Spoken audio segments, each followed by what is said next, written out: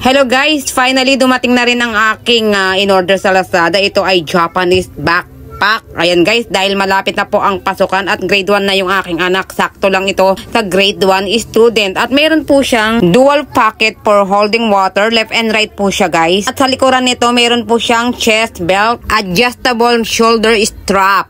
And here's the front cover. I-pull lang natin siya para makita natin ang loob. Ayan po, meron po siyang lalagyan ng nameplate, mga freebies, bag cover, and school supplies. At heto po yung kanyang loob. Marami po siyang compartment. So marami pong mailalagay dyan. At ito po yung kanyang front pocket. At syempre, lagyan na natin ito ng laman para ma-check natin kung meron pang space. O ayan, kahit baon yung pagkain, pwede pang ilagay rito sa loob. At heto pa ang maganda. Meron siyang kasamang freebies na bag cover para pag umulan, meron siyang protection. Ang syala ng bag na ito guys, bukod sa leather materials na siya, waterproof pa. So ayan guys, ilalagay ko na lang sa comment section ang link. Bye!